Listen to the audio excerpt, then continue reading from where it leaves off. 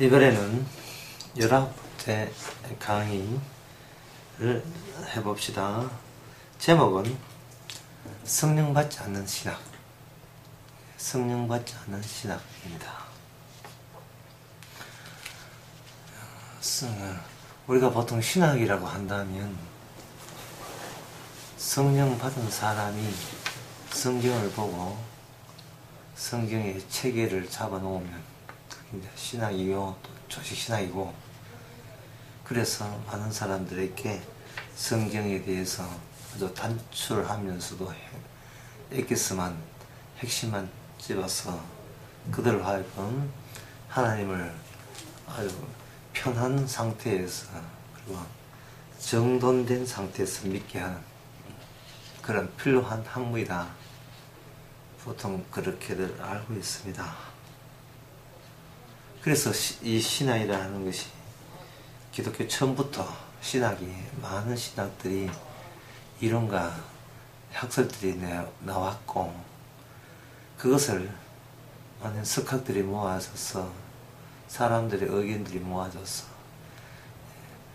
오류가 거의 없는 완벽을 기해서 하나님의 말씀이니 진리의 말씀이니 거룩한 말씀이니까 일체 인간의 오류를 될 수 있도록 줄이는 방향에서 그걸 잘 다듬어 교회 역사와 전통에 따라서 후대에게 전수가 되어서 오늘날 교회마다 신학을 전공한 목사님들이 아마추어인 교인들에게 프로적인 자질로서 가르친다. 사람들은 그렇게 생각들을 하게 될 것입니다. 그런데 성경을 이렇게 막상 보게 되면 세례요한이나 예수님이나 사도들이 그분들이 신학교에서 신학을 전공해서 그 전공된 신학 가지고 그걸 복음이라고 했을까요? 아니 했을까요?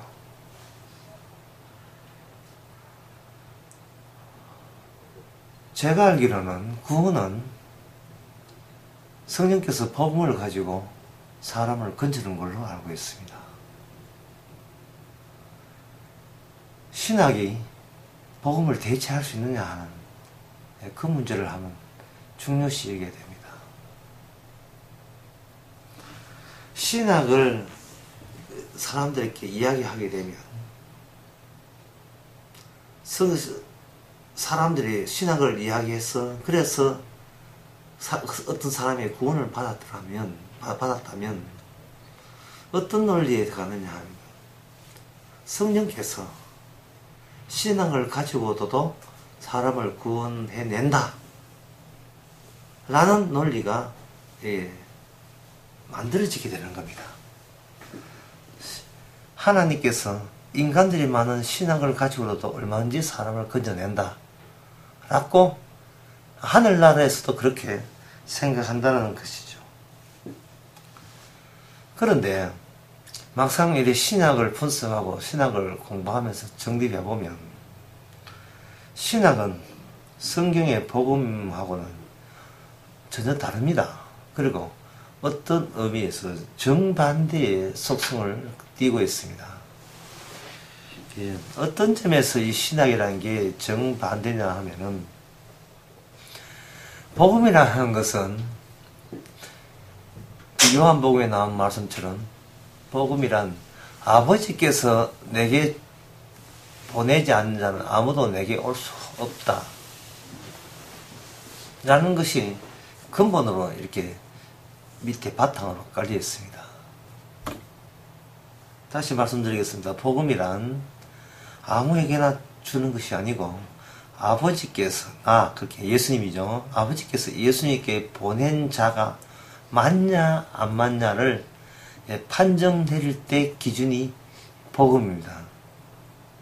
근데 신학은 뭐냐 하면 인간들 속에 갖고 있는 신의식, 신에 대한 감각, 신에 대한 개념, 그것에서부터, 그걸 이제 종교 승인을 하거든요. 그것부터 시작해서 성경을 여기다 집어넣어요. 그러니까 바탕은 우리는 하나님을 알고 있다. 신은 어떤 분을 대략 알고 있는데 상세한은 모르고 정확한은 모르니까 그때 성경 내용을 여기다가 거기다가 보태서 희미하게 알고 있는 하나님을 뚜렷하게 만들어서 하나님께 영광도 돌리고 하나님을 기쁘시기도 하고 하나님이 원하시는 믿음으로 정립해 나가는데 보탬이 되도록 신학이 작용하고 있는 겁니다.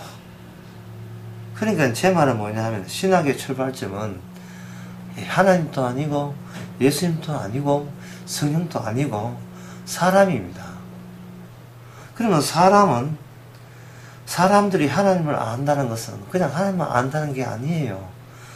하나님이 계시면 그 하나님 만든 사시는 동네가 있을 거고 그 동네를 하나님의 나라 또는 천국이라고 간주한다면 인간들은 주변에 자꾸 늙어 죽어가니까 이 세상은 죽는 나라고 그리고 내가 가고 싶은 나라는 안 죽는 나라 하늘나라니까 내 쪽에서 그 신학을 한 사람한테 신학을 잘 배워서 이렇게 차분차분 교육받고 숙달 되면 안 죽는 나를 안 죽이는 나라 영생의 나라에 들어갈 수 있구나 하는 그런 바람과 기대와 희망이 이미 출발선에 들어있습니다.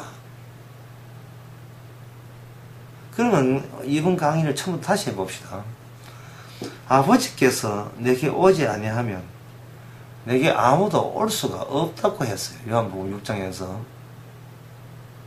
그런데 인간치고 죽어서 나쁜 나라 가고 싶어 인간 아무도 없거든요. 그렇다면 이 말씀 자체가 이미 서로 지금 예수님과 인간들이 지금 딴 생각을 하고 있는 거예요. 자, 성령을 받지 않는 신학 체제에 대해서 내가 지금부터 말씀드립니다. 성령을 받지 않는 신학 체제가 어떠냐 하면은 하나님을 아는 하나님 지식은 누구나 불교 신자든 인간이라면 다 갖고 있다. 이제 여기에다가 성경 내용을 여기에다 담는 거예요. 담게 되면 성경 내용이 어떤 게 있느냐 하면 이런 게 있어요.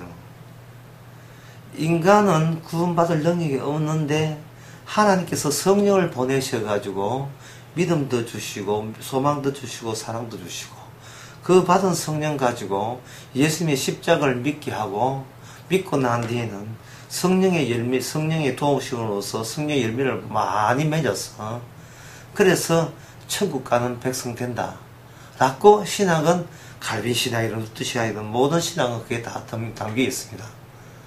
방금 제가 하는 일에 뭐가 복음과 어떤 차이가 있습니까? 뭔가 빠져야 될 것이 안 빠졌지요. 그게 뭐냐? 나는 구원받아야 되겠는데 성경 내용을 채워서 구원받겠다는 이 심보가 그걸 인간의 능력으로 스스로 그걸 자신에서 그걸 철수시키겠습니까? 없지요. 그러니까 인간은 누가 뭐래도 내가 구원받고자 하는 이 의지만큼은 이거는 무조건 양보할 수 없는 절대 진리라고 간주하고 그 다음에 신학을 첫 걸음 두 걸음 뗍니다. 또 교회 신학자나 목사는 바로 인간들이 구원받고자 하는 여망이 곧 하나님의 뜻 맞습니다 라고 맞짝쪽을 쳐줘야 이게 손님들이 고객들이 교회에 머물러 있어요. 이 돈이 된다 이 말이죠. 신학자들은 그 이야기가 또 자기는 거기서 또 생계를 유지하고 칼빈 신학이든 조직 신학이든 어느 신학을 봐도 성령 받지 않더라도 다 납득이 되고 이해되는 내용으로 채워져 있습니다. 심지어 불교 승려들도 불교 신자들도 조직 신학을 보게 되면 다 이해가 돼요. 왜냐하면 부처라는 표현 대신에 신이라는 표현 대신에 부처 말만 개념만 바뀔 뿐이지 구조는 똑같습니다. 자기를 부인하고 자기 십자가를 지고 따르면 구원받는다. 이거 불교 내용은 또 똑같이 다 들어있어요. 자기를 비하하여 신의 영광 돌린다. 이거 불교 경전이라든지 다른 종교에 다 들어 있습니다. 제일 그 밑바닥에 있는 근본적인 복음이 아닌 요소 위에들 살짝 거기다가 아주 경건해 보이고 거룩한 보이는 모든 요소를 다 집어넣어서 교회에 영업을 하고 있는 거예요. 그럼 복음은 뭐냐? 복음은 인간은 구원받겠다는 그 자체가 죄라고 하는 거예요. 구원받겠다는 의 자체가 죄니까 거기에 신학과 뭐 경건, 십자가, 성령, 복음, 언약 모든 것을 다 담아도 그 자체가 죄이기 때문에 그렇게 시도하는 그 의도 자체가 죄악이 되는 겁니다. 하늘나라에 물론 들어갈 수가 없습니다. 그러면 인간이 자기의 죄를 알고 죄를 알고 그 다음에 이 죄를 자기가 힘으로 행함으로 씻을 수 없으니까 십자가 믿고 십자가 믿어서 그래서 죄의 씻음 받아서 천국 가겠다. 그래서 단 한 명도 천국 간 사람 없습니다. 그래가지고 천국 절대 못 갑니다. 그럼 어떠냐? 십자가의 능력으로 자기가 죄인 것을 까발려진 사람만 천국에 갑니다. 십자가 앞에서 우리는 구원받을 자격도 없고 구원받고자 하는 그것도 바로 악마적인 사고방식을 깨달을 때 바로 그러한 십자가의 효과로 의해서 비로소 자기가 내가 구원받고자 하는 것도 죄라고 들통날 때 그건 이미 구원의 작업이 예수님 쪽에서 시작이 된 겁니다. 아버지가 보낸 자기 때문에 절대로 아버지가 그 사람을 지옥으로 보내지 않고 마지막 날에 천국에 다시 살리십니다. 이게 복음입니다.